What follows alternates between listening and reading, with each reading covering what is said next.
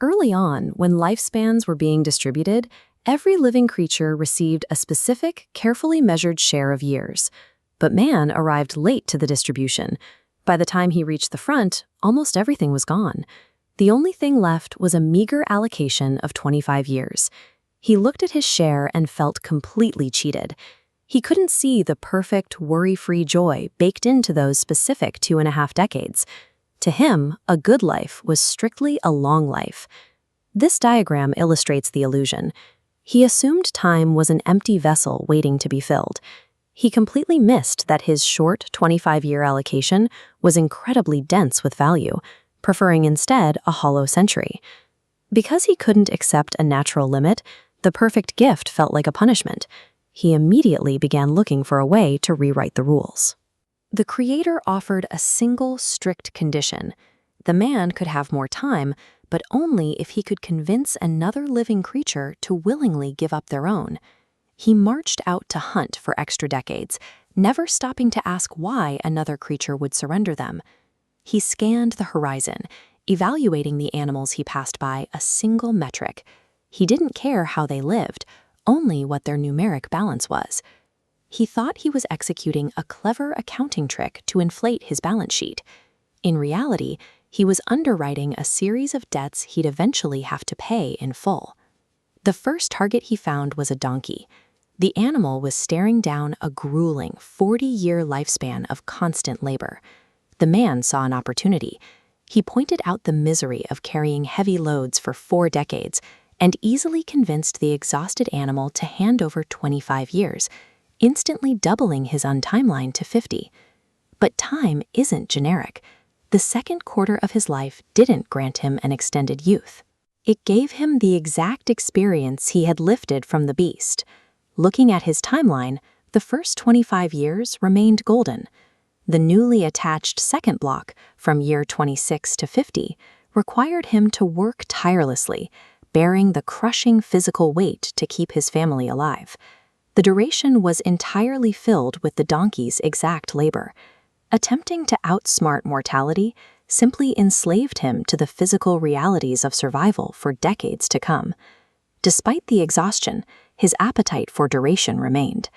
As he approached age 50, he met a guard dog and talked it into giving up 25 of its years, pushing his total to 75.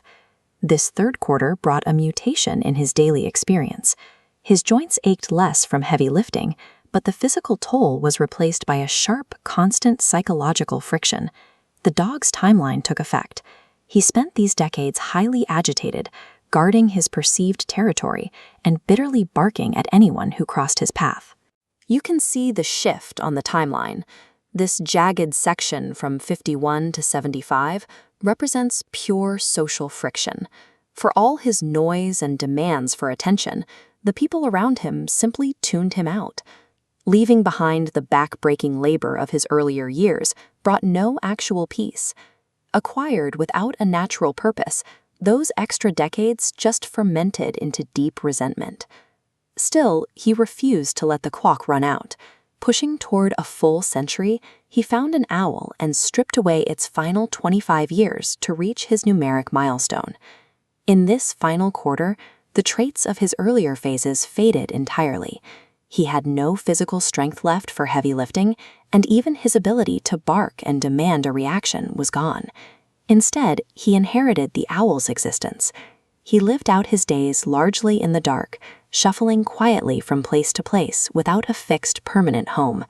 The timeline reflects this in the final shrinking block.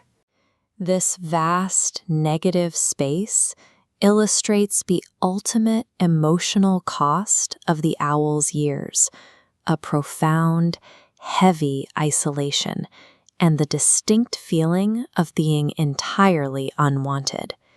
He secured the massive 3-digit lifespan he demanded at the very beginning, but the sheer cost of hitting that massive number systematically severed every single tether he had to human connection.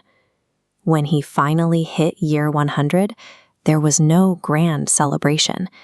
He looked back at his sprawling century, expecting a sense of victory, but found only a hollow exhaustion.